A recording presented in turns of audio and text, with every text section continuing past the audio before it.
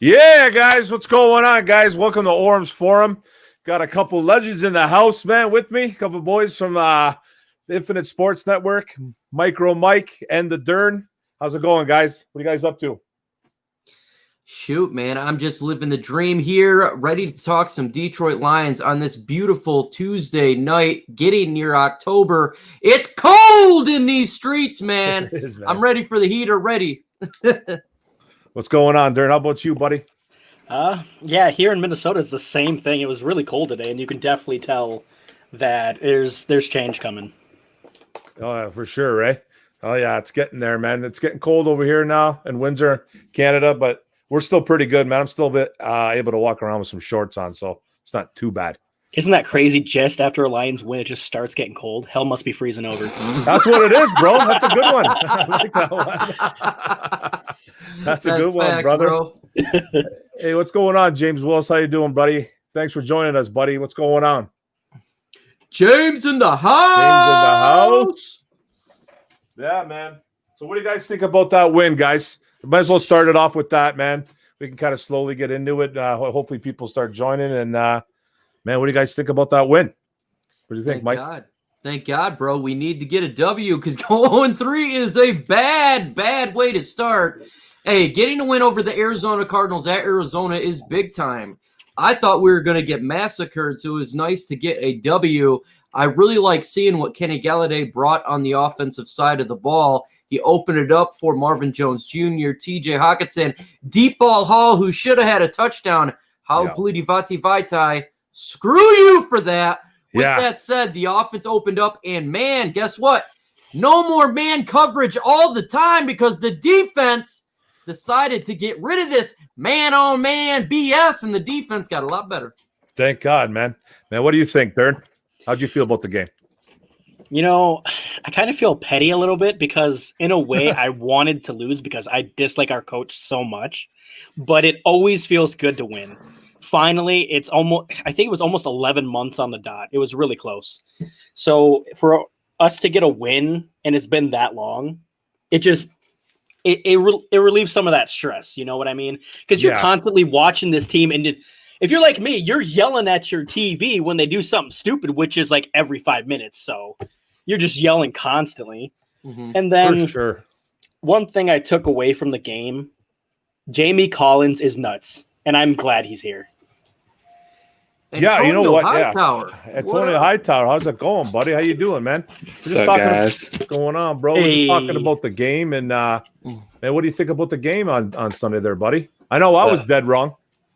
I mean, I originally did. I originally had the Lions winning, and I changed my pick at the last second. Oh, yeah, I think Tone was the only one that said Lions were going to win. The rest of us were like, oh, we're going to lose. I had a bad feeling that Kyler wasn't going to play that well. I was like, man, I feel like Kyler not going to play that well. Yeah. And then he didn't. True, right? True. Let me just say to everybody who did it, D. Taylor Decker. Whoa. Oof. I think you went out. I think he went out like a light bulb. You good? You good? Yeah, Taylor Decker, underpaid. Yeah. He played well, eh? He did play well, man. He's been playing well. He's been making his money. Yes, I think he only had 2 mistakes the whole game: the false start, and then he got pushed back one time. Mm-hmm. Yep, and that was it. Yep. Otherwise, he was solid. Because a lot of people was like, "Oh, Taylor Decker's average," and I've realized. I think the problem is a lot of people don't realize what an average lineman is. Like Rick Wagner, so hard to find average. Like Rick Wagner is considered average. And most people think he's trash, but that is average. Nate Solder for the Giants get destroyed all the time. That's average. Yep, for sure. Like, that is average. I agree with you, bro. How about Terrell Crosby, bro? Oh, yeah. Right side, man. Well, man, they got some. We know what they got there, man. They got some thinking to do now with that situation because him and Ragnow, I know Ragnow, you got to get him first on contract time because he has nenext year. Then he's a free agent in 2022. Yeah. But Crosby's got this. He'll get paid 100%. He's a top 5 center, man. He's top 5 center. But Crosby, that situation is going to be that's going to be a situation that they need to keep an eye on because Big V got paid What are they going to do? They're going to move him to guard? They're going to keep him at guard? I guess they could. I would be okay with that. They could if Crosby's playing the way he is, I'm okay with keeping Vaitai there. Honestly, I'd rather have Dahl. If we're gonna choose guard, I'd rather have Dahl. So at that point, it's basically who do you start at tackle, Crosby or? Well, then it's gonna be Vaitai because Vaitai got paid. Well, yeah, but what I'm saying is, we paid Big V the money. Of course, we paid Big V the money, but now what do we do with Crosby? We let him walk? I wouldn't let a good lineman like that walk, man, because when they drafted him back 3-4 years ago, 2018, out of Oregon, 5th-round pick. Out of Oregon, a 5th-round pick. He slipped in the draft because he had some injuries or something like that, and he was considered a huge steal by a lot of people, not just Lions fans, not Lions homers like myself or anything like that, but he was considered a pretty good pick at 5 because he was going to develop into a really good old lineman, man. So it's a good problem to have. I'm just wondering what they're going to do. What do you guys think they should do? Mike, what do you think, bud? Hey, Mike, what do you think they should do with that? I think they need to keep Terrell Crosby. He's young. I think this is his 3rd year. So this is year 3, 5th-round pick out of Oregon. Obviously, Oregon does develop good offensive linemen. He's a swing tackle. So even if you have say Decker goes down and you're in a pinch, just throw him to left side. He can still play the left side. Obviously, he's not going to be as good as Decker, but he's a swing player. He could play both left and right. He's doing good right now. Vati, for whatever reason, they threw him at guard, and they feel Crosby's doing better. He's young. He's in his 3rd year. You draft these guys to stay on the team. How do you win as a franchise? You draft players and have the players stay on the team, extend your players. That's how you win. We drafted this guy. Let's let him, if he's doing well, let him stay there. Let's go and extend him. He's not going to demand a giant contract like a Frank Ragnow or a Taylor Decker. He's going to get a decent contract, but nothing giant. Right. Yeah. Can I add something to that too? Oh, absolutely, Darren. Absolutely. But I was going to go to you next, man. Oh, sweet. With Crosby playing that well, since Dahl is hurt anyway, I'm glad that they put Big V there. I mean, you could tell he was still hurt because he was flexing his foot and all that stuff. And he had that really bad play that Kennard just blew by him. I think it's just because that he was hurt. The dude is really, really good at run blocking. And you could tell because he opened a bunch of run lanes. I really like him at guard. I really do. So now we're in. Yes, I like him at guard since Crosby's playing well. So this is a good situation. And if anyone complains that Big V is there, do you want Wiggins to play there? Do you want Obushi to play there? Because Obushi was awful last week. So no one should be complaining about him. Yeah. Oh, for sure, man. What about you, Antonio? I mean, at the moment, now it's probably just because of that one game. But first of all, I've always said that Joe Dahl was kind of underrated. Joe Dahl's just kind of like he's a solid guard. He step in there, he ain't gonna be worried. Like you're not gonna say, man, he's playing so well, but you're not gonna go like he's the reason we're losing. And I think he's better as a guard. I think he'd be better as a guard for us than Big V. Because that's why I say the question really is Crosby versus Big V. Is like, well, you gave Big V the money, you had him at right tackle through the offseason, but into the season, and right now Crosby has been playing pretty well. Now, we haven't seen how well Big V would be at tackle. Yeah. So that's also another thing. And I think also one of the reasons you put Dahl in there is the communication, because it's clear this was like the sloppiest game, not in terms of blocking, but in terms of making your bright blocking assignments and adjustments that I've seen from the O-line. I think part of that is because Big V wasn't as guard during the summer, so it was Crosby, so it's kind of it's a newer unit of it. But I mean, in the end, you have 6 guys that you feel comfortable starting that will be okay, and a lot of teams don't have that. For sure, man. That's the thing that I feel too.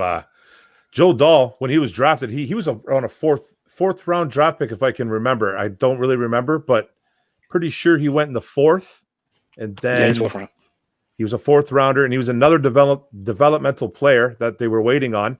Now it's his time, and then I feel that what's his name? Tyrell Crosby was the same deal, man. He was drafted in the same class as Ragnow, but now he's a developmental player that is getting a shot and he's turning into something good. So this is good problems to have. You got to put a little bit of you got to give Bobby Quinn a little pat in the back for this, man, because this is pretty good drafting. The offensive line is good. The offensive line. I mean, I said for a while because it was coming through. You know what I mean, guys? Because I said for a while that because it was people. There was somebody said last year. I saw this on YouTube. It was like, man, Bob Quinn will never address the trenches. I'm like, didn't he draft like 2 offensive linemen in the first round? Didn't he draft like D tackle in the second round, D tackle in the third round, a guard in the third round? He don't address the trenches. He's like, well, he don't draft good linemen. Dahl is a starter. Crosby's a starter. Decker's above average. Ragnar's above average. Glasgow's above average. Like, what do you? I was just like, man. I was like, if you're gonna talk about the man, at least be right, because that's one of the first things he said. He's like, I'm gonna run the ball. He picked up 2 running backs. He drafted 2 linemen in the first round. Like the guy clearly wants to have a good O-line, and it's been working. And a fullback and tight ends, may I add, that helps the offensive line out. He really is addressing this offensive line. It's a top 10 offensive line, in my opinion.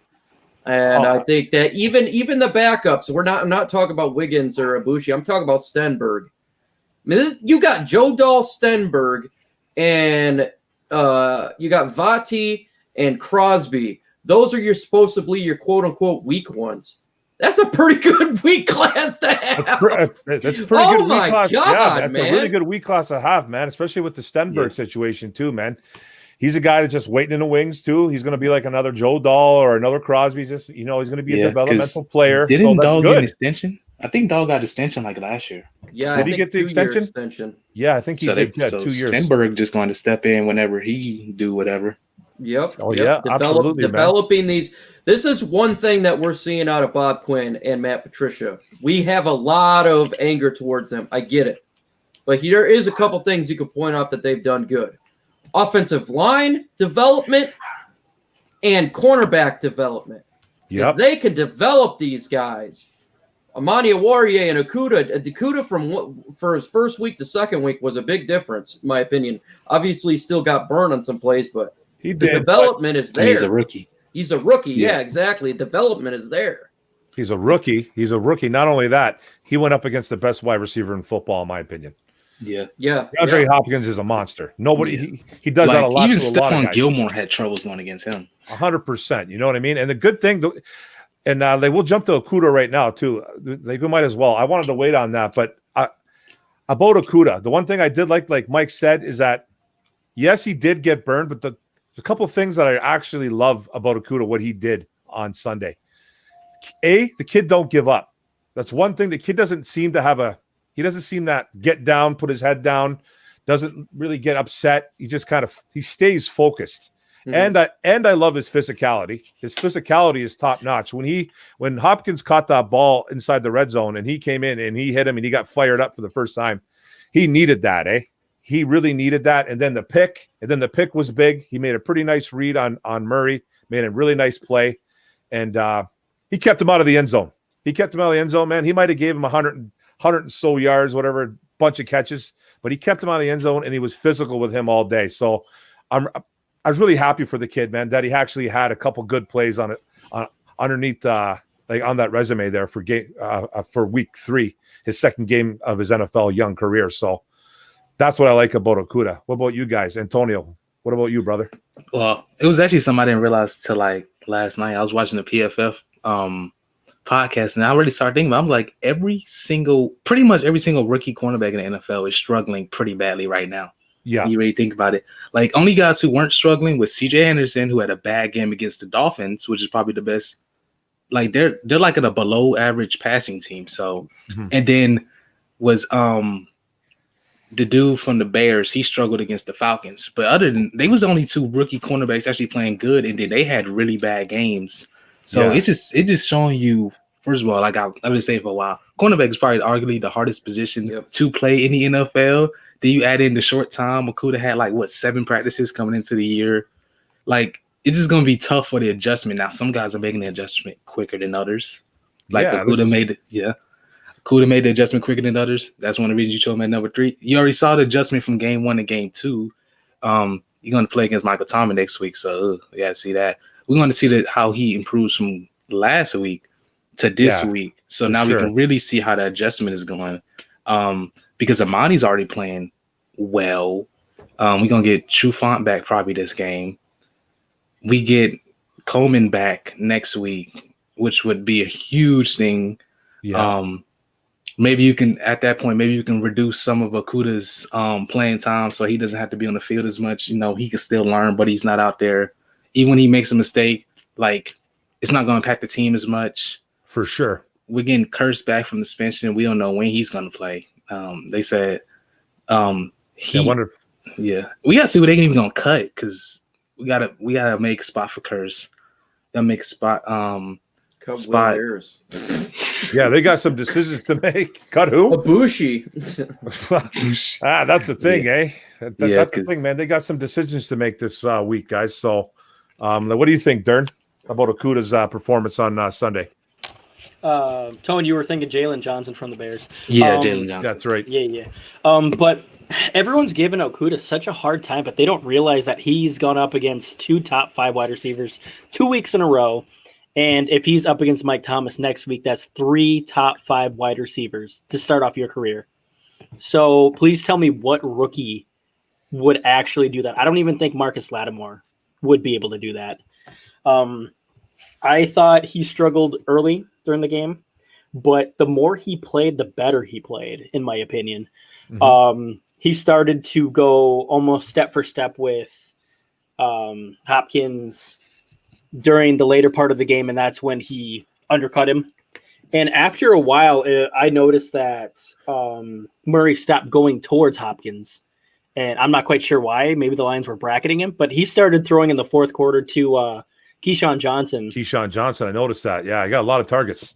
Yeah, so I was really questioning that when Hopkins had 10 catches for like 130 yards, I think, something like that, which if they kept doing that, that's how they were moving the ball, because I think they only got 73 yards rushing, which was very surprising to me that we did actually stop the run decently this time. Yeah.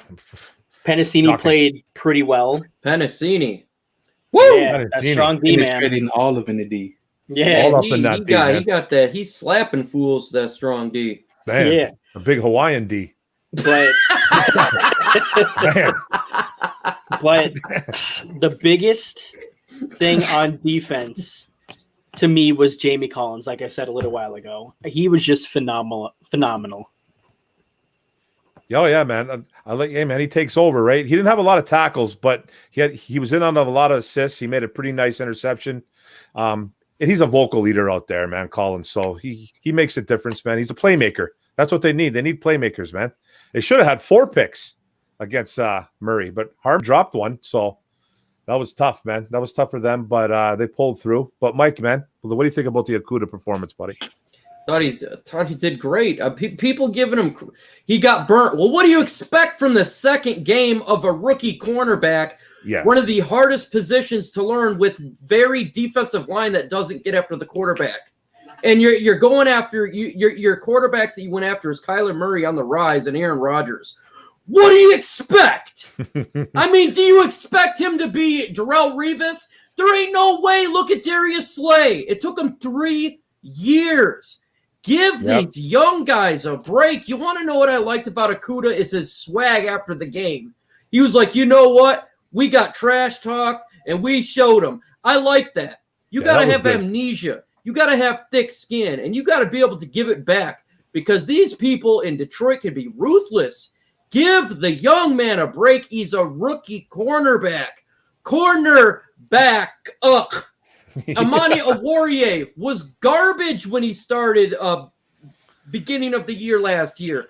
Now he's developing into a pretty good corner.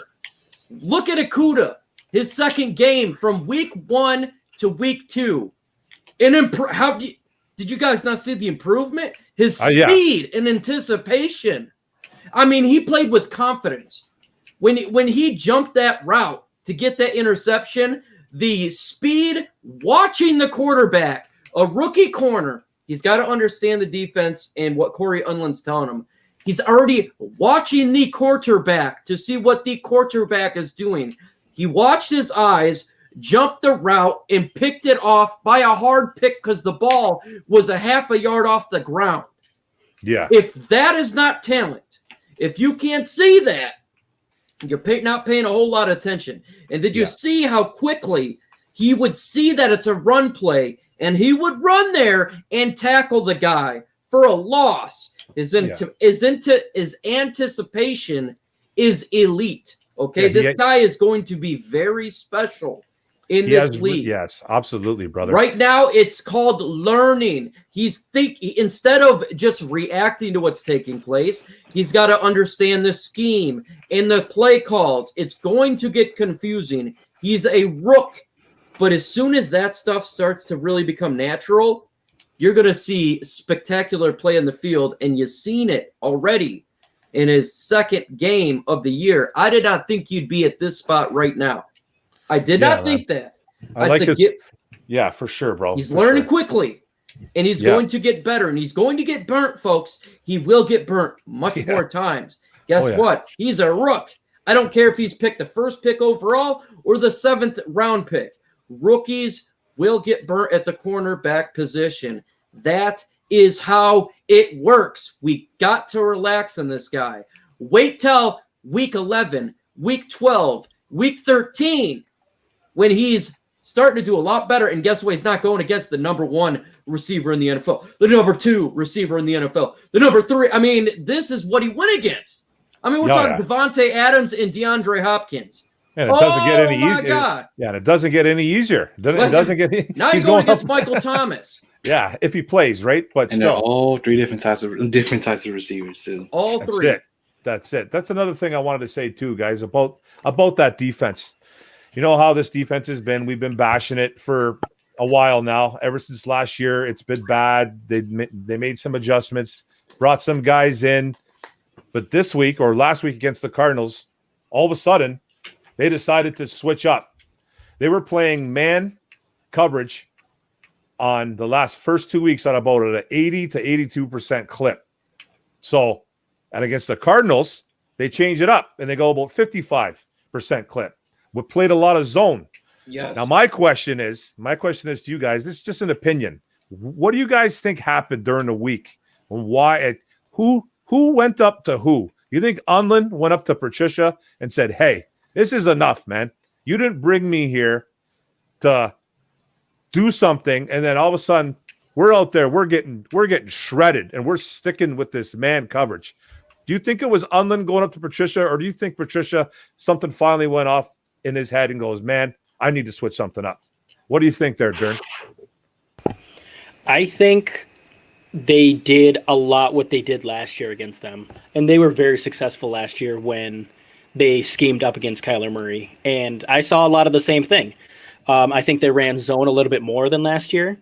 Oh yeah. It looked like they blitzed quite a bit in the beginning again, like they did last year when they were just making Kyler hurry up.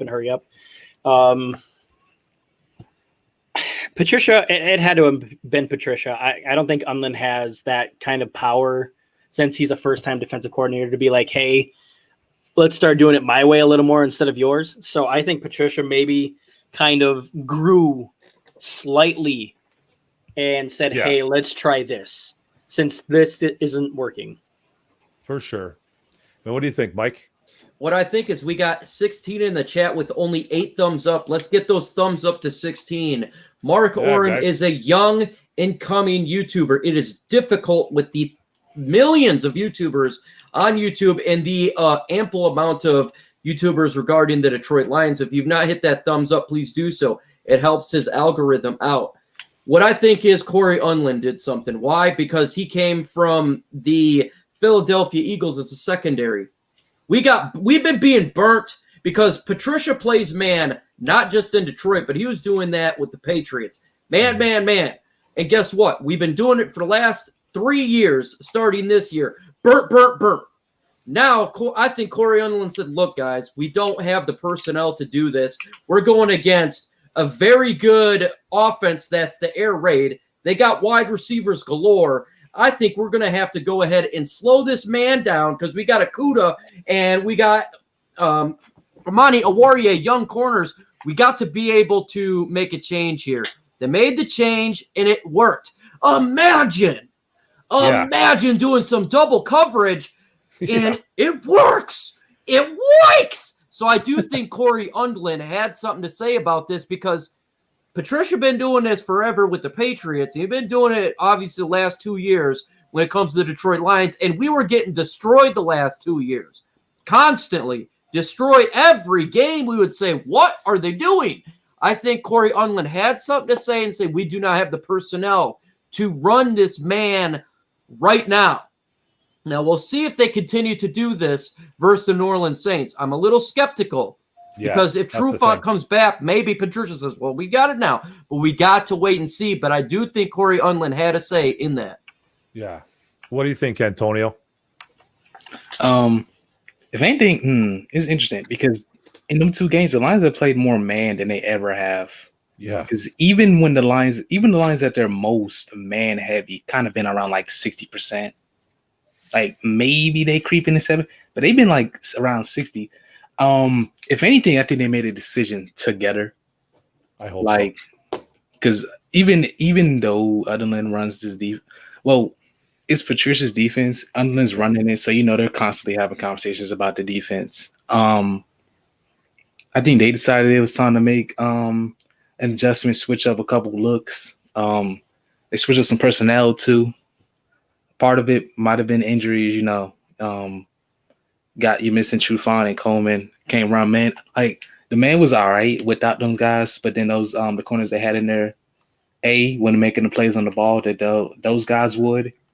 And B, the quarterbacks, even when the coverage is good, the quarterbacks were just making the throws. So at some point, you just kind of had to go like, man, you got good coverage. The quarterback keep making the throws. It's like, well, we got to change this up a little bit, maybe just until we got our top corners back. Plus, I don't know if they really thought how confident they were about playing man-to-man on every single possession against DeAndre Hopkins. Yeah, I don't think they felt that well about doing that. Because main thing, I think Undlin's running defense. Part of the reason I can say that, like, one of the biggest things I could tell the difference between how Patricia runs the defense is just the way they use Trey Flowers. Because even when you watch the Patriots game last year, right, which was one of the games that Patricia started running the defense. Like first of all, you can see the difference how they use Trey Flowers. They use him a lot more like that he did in New England. You see him a lot more of them playing D tackle, stuff like that. How they use the linebackers. So I think it's been an Undlin defense so far because even then they've been blitzing more than Patricia has ever blitzed. Now part of that is because of the personnel he's had, but they were blitzing a lot more than they ever have. Now they kind of had to slow down on that because can't blitz when you got your top corners out and they can't cover that long. But that's tough. Yeah, you can't do that, right? There's some things you can't do, man, when you've got a lot of injuries for sure. Yeah. All right, guys. Let me see here, man. It's just but the one thing I wanted to say too, man, about Hockenson. I want to talk a little bit about Hockenson too, man. He's the first tight end in Lions history to go 3 games in a row, I believe, over 50 yards. 3 games in a row. He had a really nice game, all 3 games. Seems like they're using him. Do you think so far in Hockenson's young career, do you think so far that he's starting a little bit to live up to his hype a little bit? I know he's not having crazy numbers, but I see a difference. Mm-hmm. What about you guys? What about you, Mike? Yeah, I see a difference. I've seen his growth. He's definitely taking care. He's not taking the hits like he was year 1. Remember him jumping over and doing the hurdling and taking the big time hit. Look at him. He actually gets out of bounds too. He's being smart. He's still always open. He's catching the ball. Before last week, he was 9 for 9. 9 for 9. He was making drops last year. We've seen it. But now the drops are a lot less. I think he is really understanding the playbook a little bit more. You got to understand, tight end is another position difficult to transition from college to the NFL. So it takes a little bit of time, and you're seeing the growth right now. I think year 3 is going to be spectacular. But right now, you're definitely seeing a difference. He's a difference maker. Every time I do my Lions versus whatever team, I keep telling the other fan base, watch out for TJ Hockenson. He's the X factor. He's tearing up the middle. And he's got I think the second best numbers and receptions of the whole team. So, I mean, that's pretty good for a tight end. And he's going to continue to get better. But Hockenson, man, no doubt about it. You're seeing the difference on there. You're seeing his speed, his separation, and he's using his brain to not hurt himself like he did last year. Well, that's the thing with Hawk, too, man. You, like you said, definitely the X factor, man. I kind of said that a few months back, or been kind of saying that about Hockenson, that he needed to be that guy. And then when I heard that he was training with Kittle in the offseason, you could see the difference. You can almost see, like, he's no George Kittle. Let's not get carried away. But you could just see that rubbing off on him. He's a lot bigger. He's definitely a lot bigger. He looks so much stronger. I remember on that touchdown catch that he had a couple weeks ago, man, he completely boxed out whoever was covering him. Just put his body in front of him, and Stafford threw that ball low. He scooped it up. It was beautiful. He's running over guys. He's getting out of bounds. He's being smart. He looks like he's the part, man. Everybody always says, don't draft a tight end in the first round. I get it. I totally get that. But if anybody was anybody, and they seen how terrible our tight end situation was the year before Hockenson and James came into play, wow. I think they had like maybe 40 receptions between like 4 or 5 tight ends. That's how bad it was. And now Hawkinson's averaging like 4 or 5 catches a game, and he's right up there, probably leading the team with receptions. Just like Mike said, I bet you he's right. He's one or two. 175, I think, yards, right around there. Yeah. 175 yards and a touchdown. Yeah. Fantastic. And he's averaging 4 or 5 catches a game, and he's getting targets. He's getting targets. So it's really nice, man. Well, what do you think, Dern? Well, right now, I think I heard that Hockenson is ranked number 7 tight end, at least for fantasy in the league. So that's pretty darn good for a leap in his second year. I see a huge difference in his play, and he's playing so much better. There's no one covering him a lot of the time. He just gets past everyone. He gets so open. I think I saw 1 drop pass from him so far, but he's been everything that I've wanted in a tight end so far. He's been very solid, man. Yeah, exactly. His tight end is better than tight end butt. And we all know tight end butt is very, very good and tight. Folks, we got 19 in the chat. Let's get 19 thumbs up for my boy, Mr. Mark Orem from Orum'S Forum. Why do you hit that thumbs up? Because it helps the algorithm out. If you've not subscribed to his channel, he's at 526. Smash that subscribe button. Again, it helps out YouTube algorithm. We are 2 away from his most he's ever had in a live stream. We're going to be doing this every single Tuesday, folks, as much as he can do, 7 p.m. Eastern time. So if you want your fix when it comes to Detroit Lions Tuesday, 7 p.m., you don't need a line. You just come on down to Mark Orum's Forum. Hell yeah. All right, man. That's a good one, man. All right. Antonio, man, what do you feel about Hawk, man? Honestly, I think Hawk could be playing better. You know, if they went a little deeper with the passes, because even they talking about he's got better stats, but they're not targeting him as deep as down the field as they were last year. Like, because even when we was talking about trading Marvin Jones, I was like, I think we could trade Marvin Jones and replace his production if you use Hockenson, like, because they're kind of using him more like a tight end, in which he is a tight end, but you shouldn't, like, you got to be using a guy like kind of like Travis Kelce, like guy like that, get him out line, get him out safeties. And when you do Stafford, you can't be overthrowing him. You can't do that. So sure, man. You gotta be getting him deeper down the field, taking more shots. Because honestly, even when Golladay was out, they could have used him in a Golladay like role, but then they just they're kind of using him like they used Danny Amendola. To be honest with you, like most of Danny Amendola's production is going to Hockenson because they basically just use a Hockenson like Amendola. But I'm like, well, you should be using him more than that. Like you got him you drafted him in the top 10 to be more than that. I think he's been well. I think he's done good. He's improved as a blocker. I don't know how much I want him trying to block fucking exactly Zadarius Smith and Khalil Mack 1-on-1, but maybe give him a little bit of help.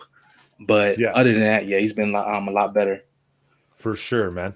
Absolutely, man. I just want to say thanks for the chat for coming in, guys. Like DC8091. Below zero, man. Thanks for coming in, guys, man. I appreciate it. Feels good, man. Thanks, guys. Thanks for joining up. Steve-O's in the house. Who else is in, man? I haven't got to One Pride Nation, man. What's going on, brother? Chris Kaba. Thanks for coming in, guys. I really appreciate it, guys. I really appreciate it for sure. Big Head, TA. I don't know what that says. TAE86. Okay. All right, buddy. Like it. Nice avatar, too. Wow. Look at that one. Frog Crop, what's up, brother? How you doing? Thanks for coming in, guys. Antonio, you're in here. All right, buddy. Thank you, sir. Thank you, brother. Oh, no. Appreciate it, my man. That's the worst name of all. There's Mike right there. All right. Thanks, guys. Robin. Okay. What I really wanted to say, too, man, about you guys notice that Swift has been kind of got a little bit phased out last Not Sunday? a single rushing yard. Not one rushing, not one attempt. Not one attempt. Not He one only attempt. had one passing for 19 yards, not a single rushing. Yeah, one catch for 19 yards, which was a nice running catch. Got 19 yards on it, big first down, big gain. Only 2 targets in the game, too. What do you guys think about that? Antonio, what do you think about that, bro? I mean, I've always said coming to the year, I always thought they would use him more as a receiver, especially after they picked up Adrian Peterson. Yeah. Because even coming to the year, I thought he would get more rushing attempts, but I also didn't know they would pick up AP. True. So picking up AP, in my opinion, has really affected the amount of carries he was going to have. Because even coming to the year as well, it's going to be running back by committee, carry on, Swift, Bo. But with AP in there, they're like, well, we're just going to be a mix of Bo and AP and carry on, and then sometimes we throw in Swift on passing downs, because even coming out of college, his biggest skill set, his best skill set probably was his receiving ability. So part of the reason that a lot of people compared him to Alvin Kamara. Yeah, it's not really that surprising to me. I mean, they've used him in the running game, but not a lot. Because even then, if I want a little bit more power, I can use AP. If I want a power get back, I use AP. If I want a little less power, a little bit more quickness, I'll just use carry on. Bring in Swift, change the pace back. Not only that, he's always fresh, always 100%, always got his energy. Throw him in there on third downs when you need a pass. And, it's not that surprising to me, because I always felt like even if he was to get more carries and do more in his offense, it would either be later this year or next year whatever decision they make on the running backs. Yeah, it's going to be interesting to see what they do with that running back situation. Is Carry-On his last year, or he has next year too? Is he a free agent next year or the year? Oh God, I didn't even realize what Mike just did. Spider. Oh God, look at you, bro. I think this is his last year. Yeah, I can't. What do you think, Dern? What do you think about the Swift situation going on? I don't think it's too much to panic on, but what's your thoughts, bro? I don't think it's anything to panic on at all. I mean, you're letting him learn from AP for one. I agree with Tone that they're going to use him on third down mostly. And I think it was a scheme decision, because I feel that the Cardinals linebackers are a little smaller, but they're fast. So a power back like AP is probably a better fit than a shifty back like Swift. I read that Kerryon Johnson, I think, is top 3 in pass protection. Yeah, which is I read that too. Crazy. And I think Kabinda is top 5 fullback in pass and run block. That's impressive right there, man. That's really impressive that those guys are doing Fox that. number 1 right now, by the way. What's that? Fox number 1, punter. Oh, nobody else is in the 80s. He's in the 90s. That's it, eh? Insane. Well, what do you think, Spider-Man over here, about the DeAndre Swift situation? Where did Mike go? I really do want to see DeAndre Swift more in the backfield. Yeah, I think it's kind of a travesty that we're not seeing him in there. Look, I enjoy seeing Adrian Peterson. I truly do. I would like to see a little more of DeAndre Swift, though. Phase out Kerryon Johnson. To me, he's the odd man out. I'm done with Kerryon Johnson. Do the Peterson and Swift show. I think, to me, that would be really good to do if we can see DeAndre Swift in the backfield, in between the tackles, getting in between the guards. We got a decent offensive line. We've seen what Peterson can do. What can DeAndre Swift do? Yeah. What can he do? I want to see him run the football. I know he can catch out of the backfield. He still obviously has a learning curve when the ball hit him in the back of the helmet. I get that. With that said, I still want to see him run the football. We're seeing Kansas City's rookie running back. Holy smokes. Yeah, they're we're running seeing the hell Baltimore out of Ravens him. running back, JK. Yep. What about our guy? Well, I mean, they don't really have a running back. What, didn't Kansas City's top running back, he opt out of something? I forget it. Damian Williams? Damian Williams, yeah. Damian Williams. So That's why. For sure. That's why he's playing, but he's getting lots of playing time. And Peterson actually said no to Kansas City to go there. He right? said no to the Bears, too. He said no to the Bears. I think it was the Eagles, too, that he said he wasn't interested. Best opportunity was here. I guess it was a good opportunity. I'm kind of with Mike, man. I'm not panicking about it, but it's Swift is a kid, man, that he's a playmaker. He's a playmaker. And, you know, when he catches the ball the one time, he scurries for 19 yards. That's what he does. That's kind of what he does, right? So I'd like to see him in there more. I guess they didn't need him, but just imagine if we lose that game, the backlash. Why aren't you using the kid? Why aren't you using the kid? It just, you know what I mean? It's not something to panic about, though, but I would like to see him get more touches.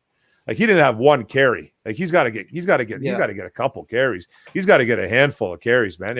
Even if you're just giving him 4 or 5, man, dude, you got to get the ball in that kid's hands, man. He is a playmaker, so I would like to see that, guys. But let's move on, guys. Just kind of stuff that I've been thinking about too. What else did I have written down here? Javon Curse. We talked about that a little bit. Yes. We talked a little bit about that. They got a lot, like we said, there's a lot of things this week. Bo Scarborough is due back. Javon Curse is back. Yeah. Jalen Curse, whatever. Is it Jalen Curse? Jalen Curse or Javon? J-Ron. J-Ron. Okay, J-Ron Curse. And I think there's another guy that's coming back. So I can't think right now who's coming back.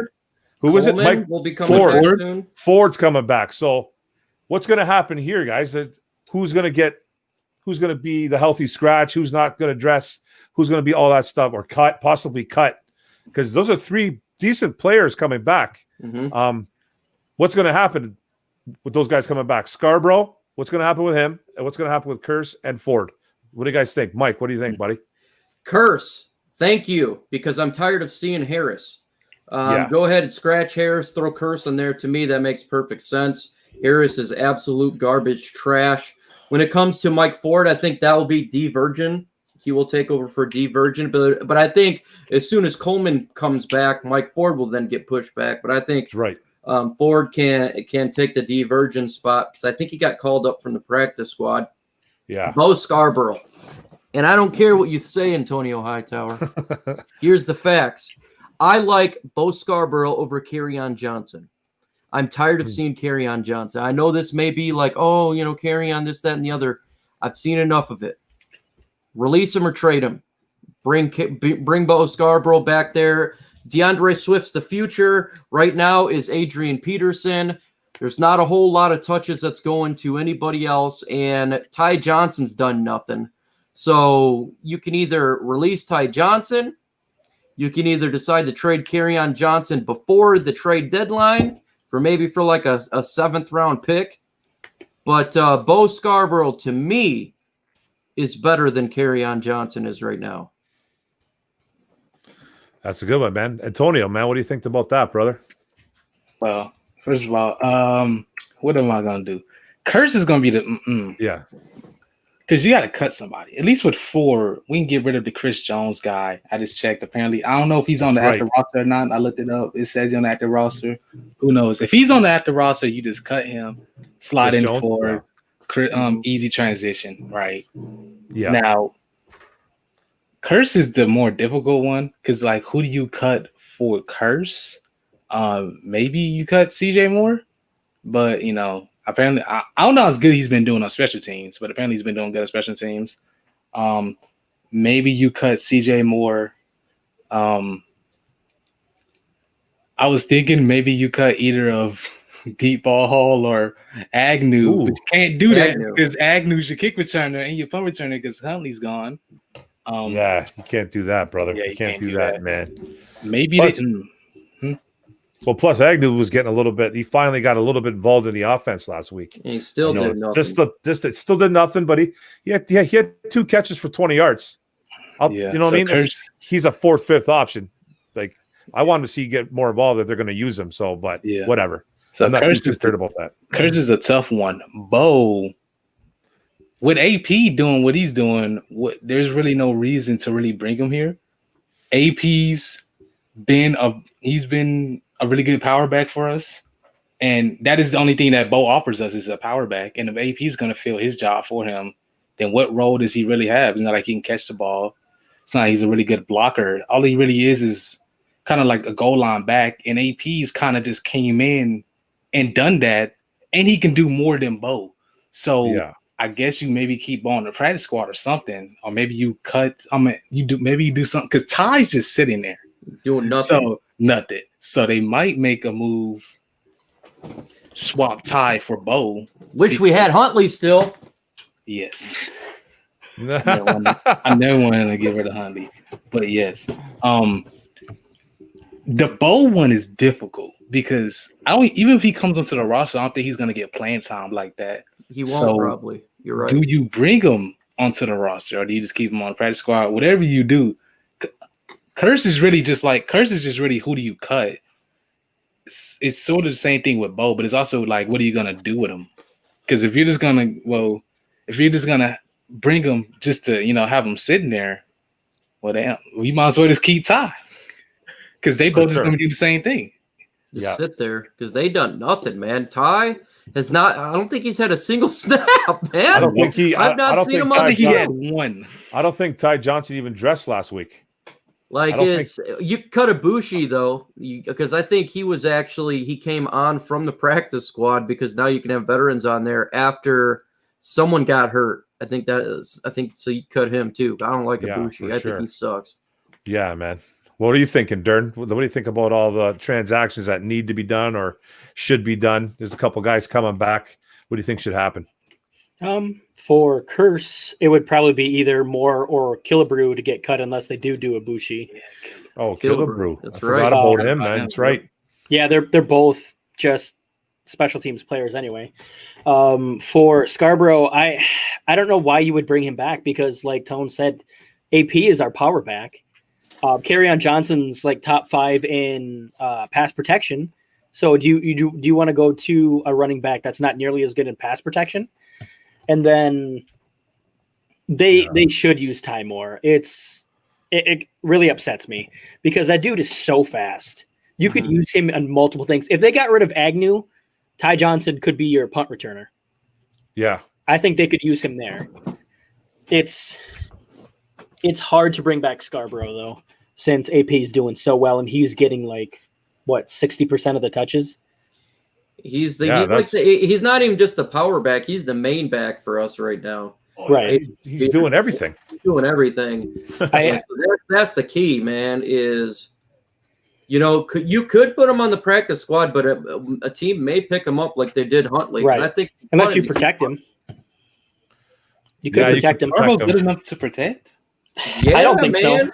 so. He did better. So. He did better than Kerryon Johnson last year. That's because Kerryon was hurt, though. I'm going to say even when he was not hurt, he was doing better. But I mean, like I said, Kerryon's top 5 in pass protection right now. And I don't know why you'd get rid of that. Well, if you don't run the ball that much. Actually, Kerryon did really well, in my opinion, against the Packers. And I think the Lions are switching out the running backs based on what the opposing defense is like. Like Kerryon got most of the snaps in week 2 versus the Packers, and he did well. I got no faith. I got no faith in Kerryon, man. I'm done. I get that. Guy. That's like me and Scarborough because that dude's always hurt. Yeah, I understand the no faith in Kerryon too because I'm kind of right there too. But like Dern said though, man, he is blocking well for a running back. He catches the ball Scarborough doesn't do any of that really, right? And you already got your power back. So I kind of feel Bo doesn't really have a fit right now. I'll take man. Jason Kabinda. I don't just Jason Kabinda over Carry-On. Why not, man, right? Who's that one guy? I forgot his name. The fullback we used to have. Oh, yeah, Nick Bawden. Oh, Nick Bawden. Oh, Nick I thought you meant like a Bawden. He may be coming back. Is he coming back from he's on IR. That's hilarious. Whenever he don't need to come back. He is on IR. He's looking at Kabinda. Tone, I thought you were talking about our player. last good fullback, Schlesinger. Schlesinger. Oh, What about Jack Fox, folks? This guy's all-pro punter. Did you know that? He is the number one phenomenal. punter in the NFL right now. It's crazy. We was kind of upset that they didn't draft a punter. They was like, well, we just drafted. How about we just take the guy? He's better than any punter they could have drafted. He's Exactly. 5 yards better average than the next punter in the NFL. He's number That's one. nuts. His highest is 67-yard punts. He should have had another punt inside the 5. Yep. I don't think Moore's foot was inside when he touched it. God, That should have been another one. Yeah, Patricia actually should have challenged that, I thought. I agree. I thought he should have too, and I know the guys that were doing the game were kind of shocked that Patricia didn't challenge that, because I thought that was very, very close. And even Dean Blandino was like, I'm shocked that Patricia did not try to review that. So to me, that's the biggest surprise of the year is Jack Fox. We had no idea what the punting was. This dude comes out to be the best punter in the NFL. Like, it's every punt, man. Is he a rookie or is this his second year? Second year. This is year 2. Yeah, he was in. Where was he? Last year. Oh, he was on the practice squad? Okay. Yeah, and we didn't know nothing about this guy. I'm like, oh, man, we better get Braden Mann out of Texas. Yeah. And then now I know why I didn't get him. This guy is a monster, man. Yeah, man. He's going to the pro. He's definitely all pro, bro. There's no if so he far does not go to the Pro Bowl and become all pro, it's a travesty, because this guy, our special teams as a whole has been freaking fantastic. But this guy is a straight beast, man. That's good to have, I think man. That's Sam Martin's having a hard time too. Is he having a tough time in Denver? I think he's having a tough time in Denver. Oh man, he was a guy that was here, man. That he shanked a lot of balls and big situations too. I remember most critical times, man. He would shank a ball and be like, man, you just gave the ball at the 45, man. Like, what are you doing, bro? Like 20-yard punt, 20-yard punt. Jack Fox, never forget. Yeah, so Tom Brady of punters. The Tom Brady of punters. Oh, for sure, man. What do I want to touch on next? Maybe we'll let what's it called? The chat guys ask a question, man. Ask the question in the chat, guys. But right now, I do have something to say though about Julian Okwara. This is his second week in a row he hasn't dressed. I want to know what the situation is. I thought Julian did dress. I thought he did dress. Yeah, he did dress. I thought he had he got some snaps. Oh, I didn't know that. I think thought he had a dress. pressure. He did have a pressure? Okay, then I take that back. Still not good enough. How many snaps did he get? Like under 5? 8. He had 8? Like 7 or 8. Oh man. So just as much as the Chicago game. I honestly don't remember seeing him out there, man. That's how much I was paying attention too. So I had some company over that day, but man, I don't remember seeing him. I don't remember seeing him out there, man. But he did have some pressure. What's going on there? But this is the thing though. This is a guy that was a second-round talent at worst. Personally, I think second-round talent at worst. Got him in the third, broke his leg, yada yada, all that stuff. Supposed to be this really good pass rusher. We don't have a pass rush. It doesn't exist. So, what do you think's going on? Do you think it's him? Do you think it's Julian, or do you think it's the coaching staff here? Because there's no way that he's not talented, because he's a very talented kid. You think it's the leg? You think it's the talent? You think they're trying to baby him? What do you think, Mike? This one's confusing me because you've seen Pennicini on the line. Yeah. And this dude was a late draft pick. I want to see Julian in there. Where our pressures on the quarterback is lackluster. It should be a lot better. Why isn't this man on the field? We drafted this guy in the 3rd round to get after the quarterback. He needs to be on the field. I don't care if he's having issues. He's a third-round pick. We cannot have another Antonio Bryant. We cannot have another Will Harris. How is Will Harris on the field and Julian Okwara is not? We have to get these third-round picks, and they got to work. Julian needs to be on there and get these snaps. These are vital for him. We have to get the quarterback. He is better than some of the other pass rushers on the team. He needs to be on the field. He does. Unless it's injury-related, in which we're not seeing it on the injury report, that's the only excuse I'm giving. But other than that, what is going on with these defensive ends / linebackers we get in the third round? He needs to be on the field. And this is Antonio Hightower's guy. He needs to be on there, Antonio. That's my guy, too. Yeah, Antonio. What do you think about that, brother? I think part of it is just, well, maybe it's part of the leg, but I think all of it is because of his faults. Like, your run defense that's struggling. You can't defend the run. You're gonna when you win against Aaron Rodgers and Kyler Murray, you're gonna need a guy who's disciplined. He's not that disciplined. So I think part of it is it's just a bad situation. Well, it's bad matchups. Okay. Like, I think he might play more versus the Saints. I don't know, because their run game is different and they have really good tackles. So they might put him more down on third down, especially because Drew Brees can't move at all. He's a statue. He already can't throw that far. I think we might see him more versus the Saints, because even then you haven't he hasn't really given him a reason to play him like that. Like, because clearly if they're not playing him, that means they didn't see enough from him in training camp. Even then, because they threw Jonah Jackson in there. They've thrown Pennicini in there, who guys I actually think should have been playing because he's a better athlete than Sheldon, and you still needed that run defense. So Pennicini is that perfect middle ground. But I think his other faults must not be outdoing, like his pass rusher must not be good enough that they feel like it's ignore his run defense and his discipline. Because when you're going against Kyler Murray, hey, one bad angle, and that guy's outside the pocket. Now you're chasing him down. He make a throw or he goes for 20-plus yards. Same thing with Aaron Rodgers. So I think they felt like, especially in those games, they probably wanted to go with the more disciplined guys. Plus, his run defense leaves a lot to be desired.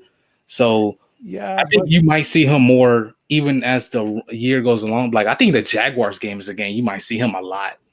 Yeah, like when we play the Jaguars, when you say you play like the Panthers, I think those are games. Like a lot of those games, you're gonna really start seeing Julian just on the field a lot more. Yeah, for sure, man. What do you think, Dern? I'm trying to remember if he was put at DE or the Jack. I can't remember, but I think they should be putting him. Wasn't he playing Jack at Notre Dame more and not DE? Well, he was like a regular DN at Notre Dame, but they brought him back in coverage a few times. Okay. Because he's so athletic, right? Because he's so athletic. So I feel like they should try him at the Jack instead of Christian Jones because, in my opinion, like I said last time, I don't think he's playing that well. He might be getting a couple pressures here and there, which is great, but he's very inconsistent. So why not try him there?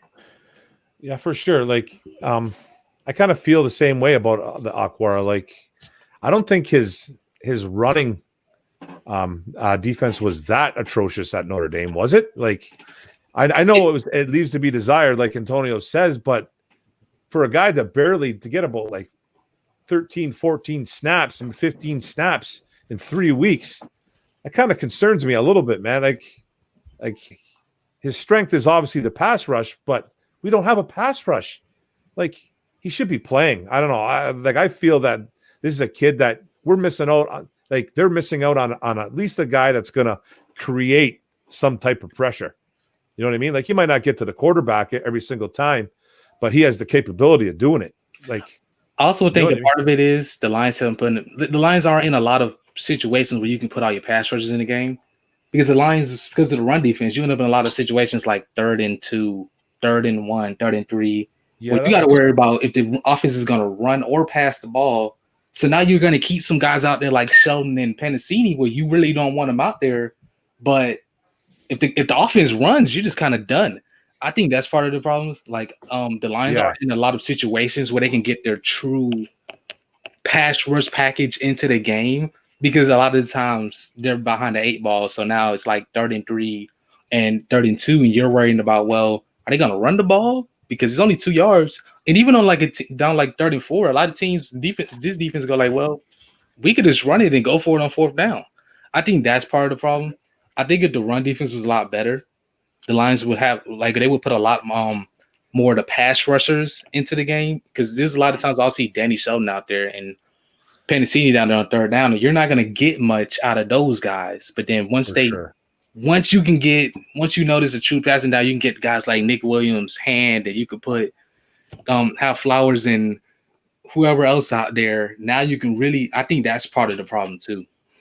Hey, folks, I got to get going, though, because I have been sitting at this spot since 10 this morning. Got to hang out with the family for a little bit take a shower. So with this said, folks, if you've not subscribed to Mark Orum'S from Orum'S Forum, please subscribe to his channel. We want to get this man to 1,000. He is less than 500 away. Do that. Hit that like button as well. It's very important to hit that like button via YouTube algorithm. If you can do that, that would be fan-freaking-tastic, and it means a lot to us. Thank you, everyone, for showing out. And, Mark, thank you for letting me be on. Again, every Tuesday so far, make sure you jump on Mark's channel, 7 p.m. We're going to do this from now on as much as we can, so just expect it. Yeah, again, man, appreciate you letting me on. No problem, brother, man. Have a good one, buddy. Say hi to the fam. Well. I also got to get going. I got to go put my 1-year-old to bed. Awesome, brother. Thanks for joining, Dern. Absolutely. Appreciate you having me on. It was a great talk. Talking with the chat. Thank you, everyone. Make sure you like the video. Have a great night. Appreciate it, buddy. Have a good one, bud. All right, Antonio, what's up, buddy? Just me and you. Oh, yeah, I meant to talk about fantasy because, that would have been a perfect moment. The 3 people playing fantasy was we could have, I've been having trouble, brother. I've been having trouble in Dern's league. I'm 0-3 in that league. 0-3 in that league. 2-1 in the other one, though. Man. 2-1 in one league. I'm 3-0 in other league. Just beat Mike because Lamar Jackson did nothing. You should have brought. Oh, I know. That's funny. That's right. He complained about that. That's good, man. That's good. I was so worried. But 80 yards throwing, though, bro. My God, that's crazy, dude. My kicker was out. I had Justin Tucker. He was out doing him for a while. Yeah, and I benched Marquise Brown. I benched Tyreek Hill for Marquise Brown, and I heard about it on Twitter. Everybody was like, "Why did you do that? You benched Tyreek Hill?" Yeah, because at the last second, I was thinking, well, what if Lamar go off? I'm like, well, if Lamar goes off, then it'll be because Marquise Brown did something. Which, if he did go off, it would have been because of Marquise Brown, but he didn't hit him deep. True. Yeah. So I knew a guy that benched. Mahomes for Gardner Minshew, buddy of mine. I couldn't believe it, man. I almost fell off my chair when I heard that one. Yeah, that's crazy, man. I shouldn't have benched Tyreek. I should not have benched Tyreek. And I'm so glad the Chiefs ran the ball out at the end of the game because man, I didn't want Lamar to get the ball at all because I'm like, please don't give him a chance to run this ball and get something. Yeah. I was in one league too. That was the one league I was going up against. I was beating my buddy. I'm in like 5 leagues, bro. So I'm a fantasy junkie. So it's like, but the one league I was beating my buddy by about 45-50. But he had Mark Andrews, PPR league too. Mark Andrews, Marquise Brown, and Justin Tucker. And I was only up at about 45. And I was like, I'm going to lose, man. I'm going to lose this. It should be close. But I thought Tucker, he'd probably get about 10. You know what I mean? He'd get like 8 to 10, whatever. He'd get some points, get some field goals, a couple extra points. I thought Brown would have a good game, and I thought Andrews would have a good game. Those guys got nothing, bro. Nothing. So I ended up destroying my buddy still by, I think he only ended up getting like 12 to 15 points, like not even between all 3. And I was like, man. So I felt good getting that win. So, yeah, man. It's right on, man. Yeah, man. My fantasy. And then I've been benching Stephon Diggs. Apparently, that was a bad idea. Ooh, man, you gotta play him. He's got the MVP throwing on the ball, bro. I thought in that Dolphins game, I'm like, well, the Dolphins, they got good corners. And Josh Allen got questionable accuracy. Maybe he ain't gonna do that well. I was completely wrong. That man he was like top 5 in wide receivers and running backs. Luckily, I have Alvin Kamara and Aaron Jones put up 70 points together. Ooh. They almost put up 80 points together. Oh man, what, last week or this last week? Oh, last week. Okay, yeah, because Kamara went off again this week too, didn't he? Yeah, Kamara had like 45 or something. Oh yeah, he went off again, man. Dude's a beast. I had checked fantasy. All of a sudden, I saw he had 20 plus points before halftime. I was like, oh my gosh, this man just saved me. Yeah, for sure, because man. Mike's kicker put up 25 points. Oh man, who do you have? Jenica. Gostkowski? Yeah, Gostkowski. From Tennessee? Yes. Oh yeah, he went off, man. Oh man, that's a good day. That's a real good day, man. So yeah, man. So this has been a good time, man. It's been a good time. I want to get a couple questions from what's going on, the Noble, buddy. What's going on, TA? How you doing, buddy? I didn't say hi to you, man. Have you up here for a bit. Learning this game. I'm learning how to be a host, man. It's tough doing this, man. It's not as easy as it seems, man. But if anybody's got any questions in the chat, man, ask away. We'll try to get them, me and Antonio. You going to stick around, Antonio, for a bit? Because I'm probably going to go on for probably another half an hour, maybe so. You know, it's up to you, buddy. Nah, I can stick around. Thanks, bro. I appreciate it, man. Let's see what my buddy Rich Segan says. AP gets yards. Swift is going to be a stud. Carry on is the best blocker. Cut TJ. Oh, okay. He's talking about what we were talking about earlier, man. Patricia just sucks. Okay. Hell yeah. For sure. So does Stafford. So Stafford. Stafford ain't been that good this year. I heard. You know what? I'm not saying he has been either, man. I don't think he's the problem though. Nah. But you're right though. He hasn't been the guy that said he was going for the MVP. That's for sure. He told the guys on Good Morning Football that he was gonna go for that MVP, man, and he hasn't been. Yeah, I don't think he's a cocky guy. It's just trying to just get a little hype going. I think maybe for the season. It kind of sucks, man, because I'm a huge Stafford guy. You know that. Everyone knows that, man. Yeah. It just. He hasn't been bad though. He had 70% completion last week. Threw a couple touchdowns. He missed James. It's not that he's been bad. It's just like you're like, oh man, he hasn't been great. That throw, yeah, he's been off, man. Even in last week's game, man, the Cardinals, he got bailed out a couple times by a couple wide receivers, man. Yeah, throwing the ball behind him. Who made a real nice catch? Was it Marvin Jones? I forget who it was, man. Right behind him, guys reach it behind them, going low. Sometimes quarterbacks throw the ball only where a wide receiver can get it, but like we've been saying, man, he hasn't been crisp, man. He hasn't been crisp. And I'm wondering if he's a little bit hurt. I'm wondering now because Mike kind of brought that up last week. I think he brought it up on my show. I'm not too sure, but he noticed that he thinks his throwing mechanics are a little bit off, and he's been kind of throwing the ball left, right, not really on the money. So, have you been noticing anything like that? I mean, because honestly, Stafford's kind of been up and down his whole career though. Yeah. Like last year was kind of an outlier other than like 2011. It's kind of like that next level. Right. His accuracy has kind of been off. I think they should be more aggressive. I think they should also be more aggressive on offense because one of the things that helped Stafford was that the offense was a lot more aggressive. Because even like his stats were insanely good for how aggressive they were, but they're like a lot less aggressive this year. I get that Kenny G being gone is part of the problem, but then when you got guys like TJ and Marvin Jones and even Jesse James, he's a tall target. You should be a little bit more aggressive than you are. Like I would expect you to be a little more aggressive than you are because while I don't think his accuracy hasn't been that great, I also don't think the offense has been. They haven't been aggressive as they were last year, trying to punish defenses, going deep.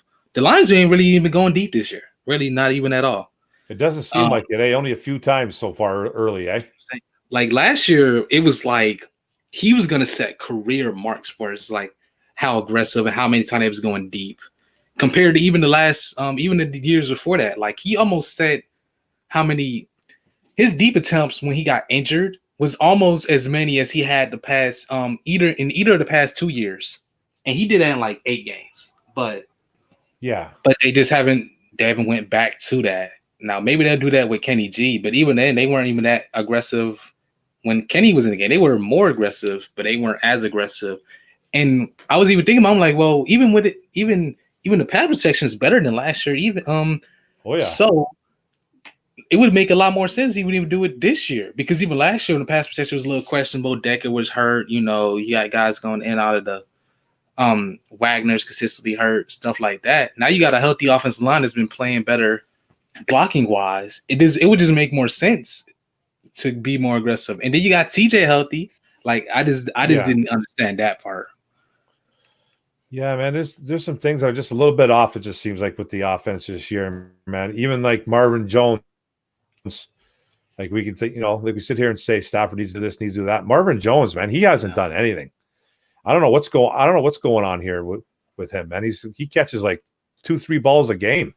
You know what I mean? Like, yeah, but I think he's got to have that big game. He's usually due for this big game coming up. I was about to say, like, Marvin Jones will have him and Kenny G. It kind of just like they'll have that game when they'll have one catch, then eventually he'll get that 4-3 touchdown game against like Minnesota. Like it always happens. I think part of the problem is even the defense is like, I think I don't think the Cardinals defense is that good. So I kind of expected more than 23, the amount of points they put up. But the corners they're going against have been pretty good, I could say. They went against the Bears. They got Fuller and their rookie, whose name I keep forgetting. They got them two from Utah. So they got them two. Jalen Johnson. They got them two. They've been pretty good. You got the Packers. They got Jair, one of the best corners in the league. You got the Cardinals. You got Byron Murphy, and you got Pat Pete. And then, you got Buda Baker. He went in there. So their secondary is good. Pretty solid, So like I think part of it is just get better over the year, because even when I was looking at it earlier, apparently in the NFL in the first 2 games, it was like the amount of touchdowns the league was scoring was like the highest in NFL history, which was like super surprising. But when I think about it, I'm like, well, defenses probably are not having the best of time right now. But I was like, wait, all these offenses are having so much success. And I'm like, but ours aren't. But then I'm like, well, we played the Bears and the Packers, and their defenses, they're not really going to struggle like that. But yeah, I kind of do. I mean, if we're really going to make a playoff push, Stafford kind of has to be better. Because one of the things about it, like Stafford was outplaying most of the QBs he was going against, which really helped the Lions. Being a lot of games like the Chiefs games, he was outplaying Mahomes, even though they had a game plan against Mahomes that was making him struggle.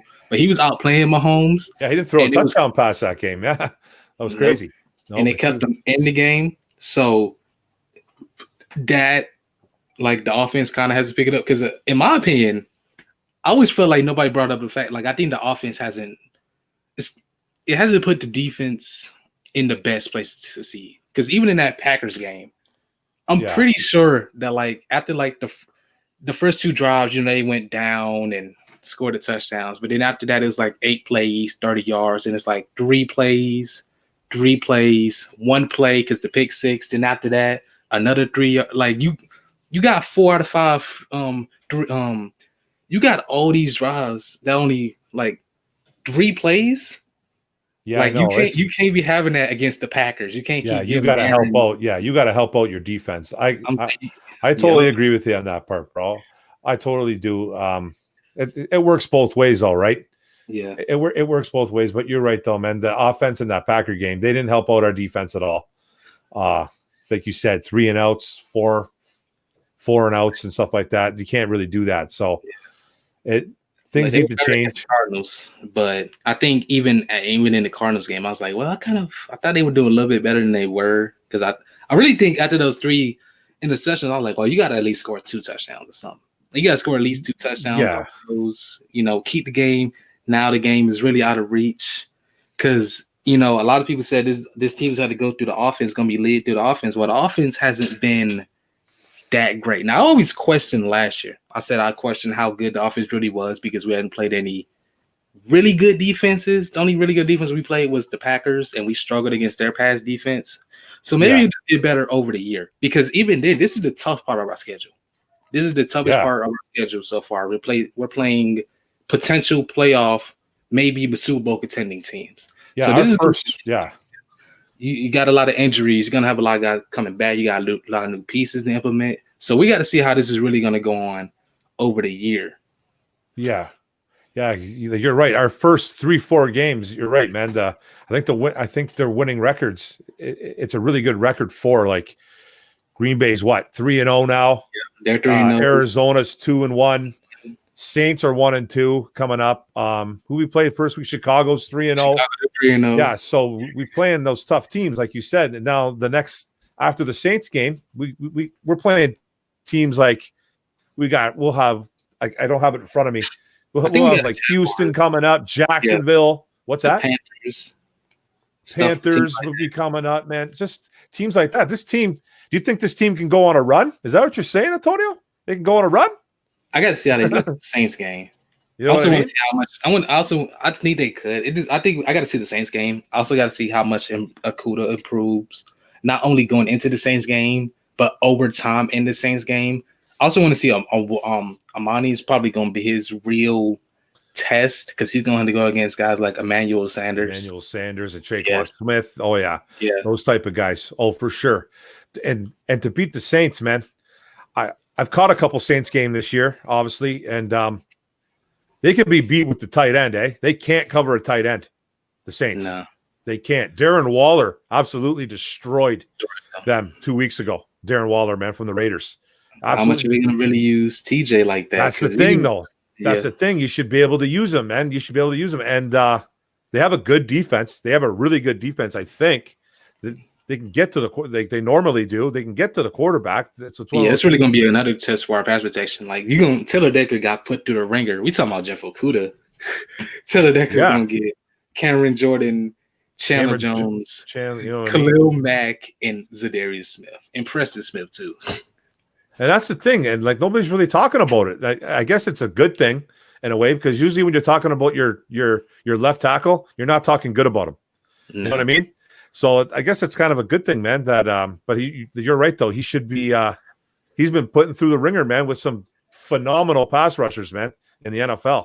And he's holding his own and doing better. Yeah. And like you said earlier, he might be getting underpaid, man. Because he's getting top 9 money, top 7 money, or something like that. He's getting money that like average left tackles get.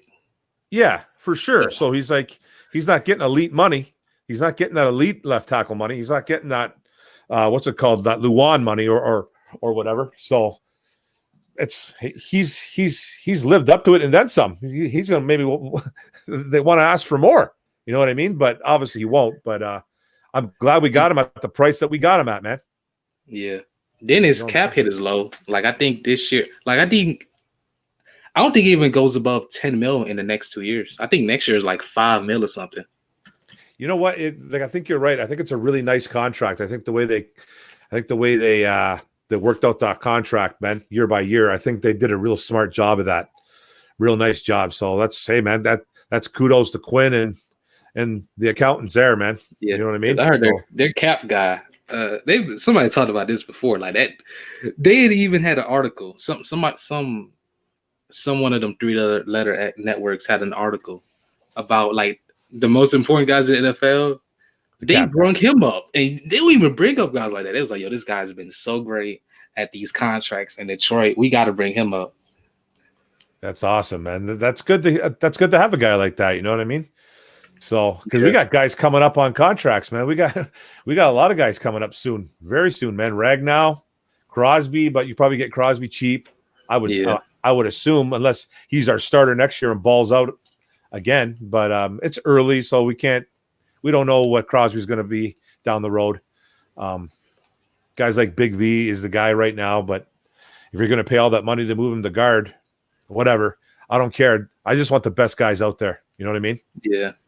Like the Lions at this point kind of have 6 offensive linemen you're comfortable starting.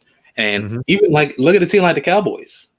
They're like, they lost 2 of their starters, and now they're they're really scratching deep. They're moving Zach Martin out the tackle and stuff. Like, well, the Lions, we're kind of in position like if we lose a guy, we have another guy who can step up. Then you got Stenberg who just sitting there getting better.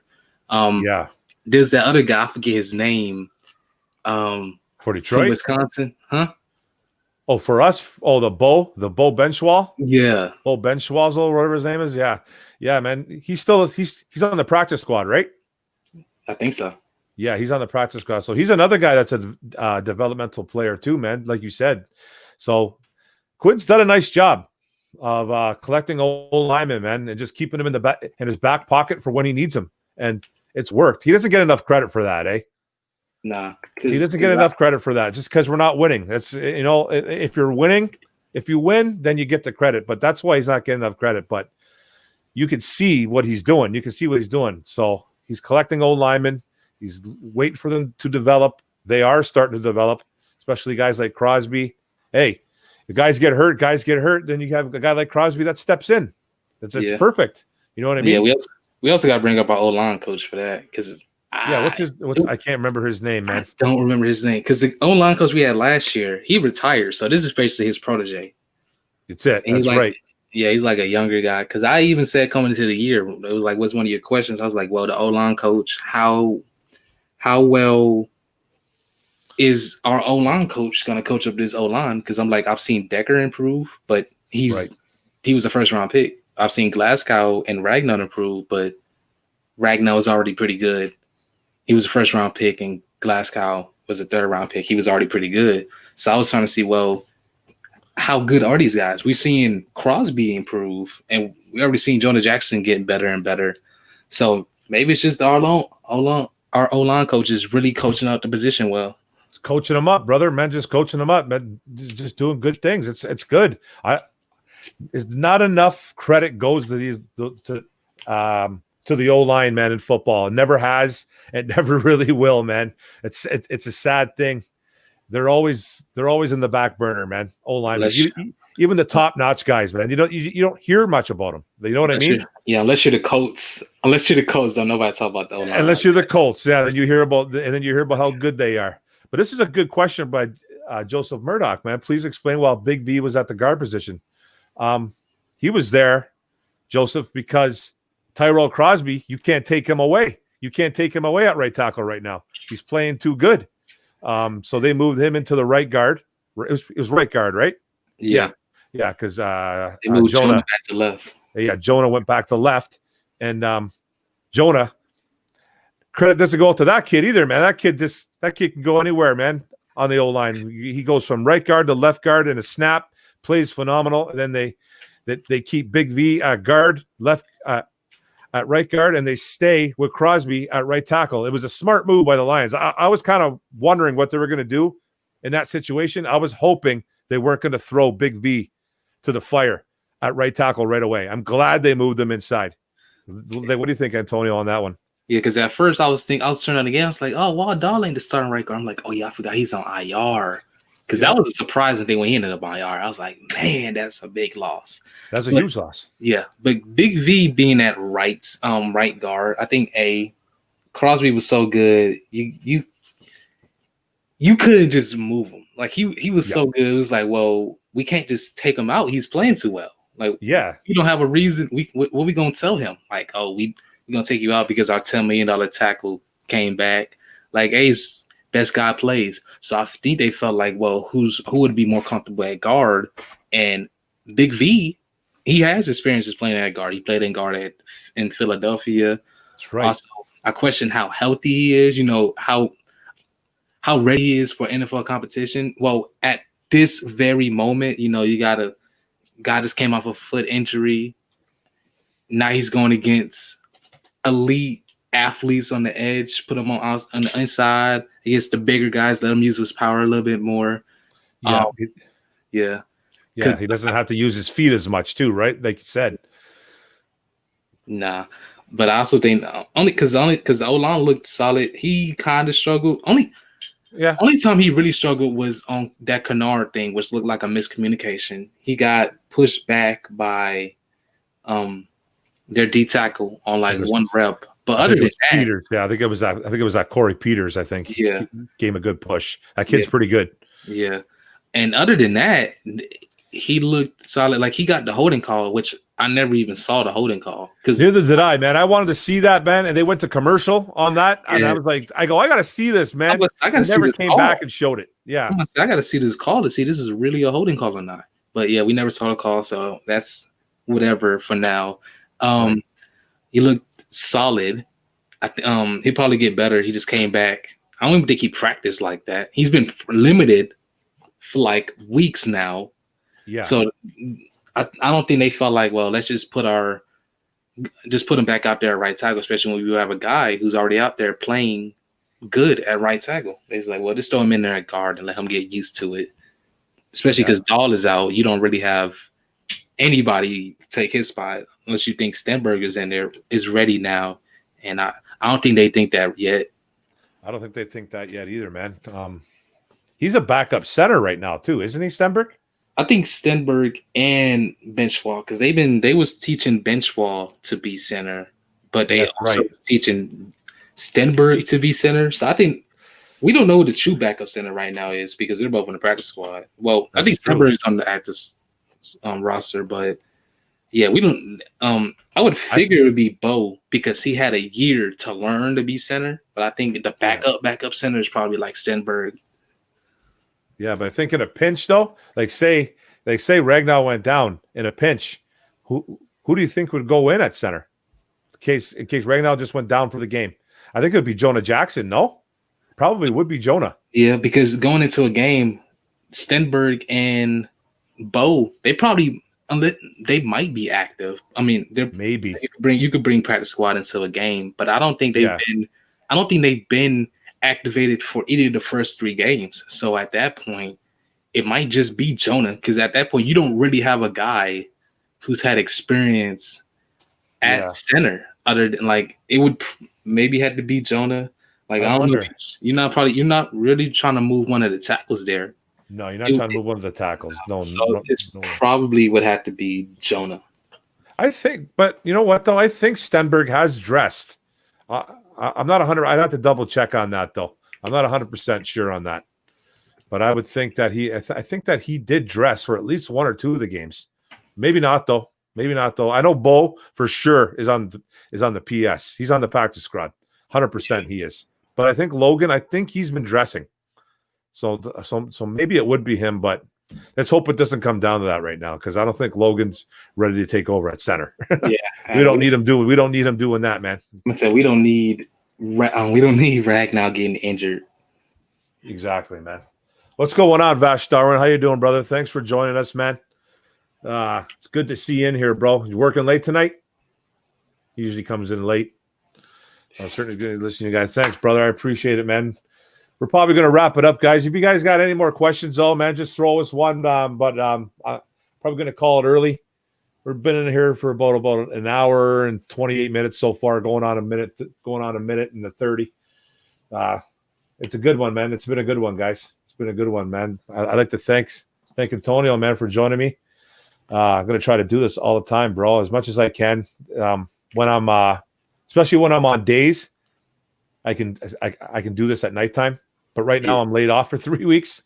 I don't go back until the second week of October, which is okay. I enjoy the time off, so it's good. Got daddy duty going on, so that's all good. And but when I'm on afternoons, it's going to be a little bit different, man. I'm not going to be able to do it at 7:00. So I'm going to try and do like day shows, man. I don't know how smart that is. I don't know how good. I don't know what kind of audience I'll have, but I'm sure there'll be people that'll work afternoon shift, midnights that might catch on. So yeah, we'll have a good time, man. So I don't know, guys. If you guys had anything to say, man. If not, man, we're gonna wrap it up. Antonio, you got any words for some people in the chat? Thank you guys coming out today. Today was worth his money. I said that. I said the Lions is going to beat the Cardinals. I also get props for that. Yeah, man. You've been calling some good ones, brother. You've been calling some good ones, man. I hope Kenny G don't ask for a lot of money. Please don't do that. Other than that, that's all I got to say. All right, brother. Oh, Joseph Burdock's got one more. Then I got one more. Should the Lions go with more zone versus the Saints? What do you think, Antonio? I'll let you take this, and then you can take off if you want, brother. This is a tough one. Well, the Lions have always kind of been a team that mixes up, man. They've always kind of been like a mix of power and zone. They already run a lot. They already run more zone than power. I think against the Saints. Yeah. It's always a shootout. I know that. Yeah. This is a tough one because I think Big V could really do that. But I wonder, is Jonah Jackson ready to be running power like that? I know the Saints don't got the biggest defensive line in the world. I think they got like Malcolm Brown at since the Saints run a smaller defensive line, I think you can really run either, to be honest with you. Like you could run power. The Lions ain't the most powerful offensive line in the world, but the Saints D line, other than like Cameron Jordan, he's really big for his position. He's big, yeah. Yes, that guy's built like a D tackle. Yeah, he's built like, and moves like a D end, moves like a linebacker. Sometimes. Whenever he gets in the game, just run. It don't matter what you run, just run away from him. Yeah, he's such a stud, man. He's a monster. He's definitely a monster, man. But yeah, they should. You know what? They should just go with what. I don't even know what their game. Yeah, just whatever's working. I don't know what their game plan is going to be, offensively or defensively, but. I just hope they don't get too predictable, because if they get predictable and they go back to their old ways, they're going to get crucified. I know it's a little bit harder to trick. Like they trick Kyler Murray. They confuse him. You could see it. You could actually see it on the sidelines. With Drew Brees, it might be a little bit different. Guy's a savvy vet, been in the league for 75 years. That's tough. It's tough to get a guy confused like that. But Brees is a less of a threat throwing down the field and running. So 100%. Yeah. So they should be able to do some things to hide some packages on Brees defensively anyways, man, because he has trouble looking over that O-line. He does. Forever he does. And I forgot. We need to get pressure against them, because them, man, the two tackles they got arguably, like, they got one of the top left tackles. They got one of the top right tackles there. Pete did it's Ramchuk. It's Ryan Ramchuk, and I forget who the left tackle name is, but he's that super athletic left tackle. He ran like a 4.7 in the draft or something. Really? Yeah, okay. He like I didn't know. Really good pass protector, and they like to get a lot of the linemen out in space. And they drafted Cesar Ruiz from Michigan. That's right. So, the center, right? Yeah, but they playing on my guard because they got Eric McCoy. Yeah, Eric McCoy. They drafted him. He was a rookie. He's been playing amazing. But Pete got injured. That's right. In the Packers game, so we got to even know if he's going to be back. Oh, okay. That's right. Yeah, he did go down. I remember watching that. That's right. He did go down. He did get hurt. Yeah. So, but that's a good O-line in New Orleans, man. So, and we don't have a pass rush. So, you don't think this is the game where they can throw in Aquara? No, eh? It depends if you stop the run. I mean, I question how good. Can you stop the run first and foremost? You can't stop Elvin, man. That's tough. Exactly. Then you just gonna throw Aquara in there. He just kind of like, ooh, look at these two guys I'm going against. True. But yeah, I mean, they gave us some snaps last week. If I feel like if they stop the run, they might give them more snaps. Maybe. I think they also kind of have a little bit of confidence in Romeo, because Romeo, especially in the second half of that Cardinals game, he looked nice. He got a sack. I thought he was Trey Flowers for a second. I'm like, well, that's Romeo, because he beat the tackle in like 2 seconds, got the Kyler down. We should have had a safety on Kyler, but he just threw it up and had to punt. But yeah, I think we could see more Romeo. Julian, I think we're going to see more Julian as the season go along, though. The real question for me is, do we sign Sheard? Because I would love to see him sign Sheard. I'd like to see it too. It'd be okay. You know what I mean?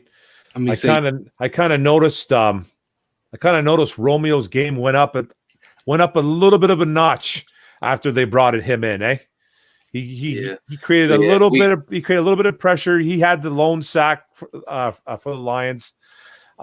I don't know if that helps, man. Sometimes it helps a guy, man. Sometimes, hey, man, my job's about to be on. I'm about to be unemployed, man. So like, they haven't signed him yet, but they brought him in there. I hope they signed him, because I like to. Yeah, man, sign him. Why not? Can't get there's a chance of getting pass rush. He's cheap. He can play the jack if you're not that confident in Julian. If you need a guy to help Julian get ready, you got him and Jamie to tell him what you got to do as a jack and get him ready. But yeah, I would love to see them pick up Sheer because if he's good, he's good. Even if he's not that good, you can get rid of him. There's really no downside to picking him up. Yeah, for sure, man. I told it.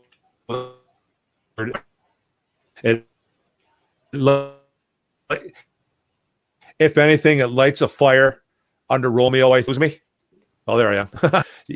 He can play multiple. He can play multiple positions like the jack, and then a little bit of D end, and he's going to be cheap, right? He's not going to be expensive. He's not going to be expensive, and he's got some pass rush ability. So why not bring him in, man? Like I don't. Who knows what they're going to do? But if they're going to get him, they better get him in tomorrow. It wasn't that long ago that he was getting double-digit sacks and all these pressures. It was literally like 2 years ago. He had one down year with the Colts. So maybe we still got some juice left in the tank. Yeah, why not, right? All right, brother, man. It was a good show, bro. Thanks a lot again, man. I'll probably see you on Thursday. Are you going to be on the One Pride? Probably. Yeah, I'll probably be there too. All right, guys. Thanks for coming out, man. Have a good one. See you guys later. See you. Peace.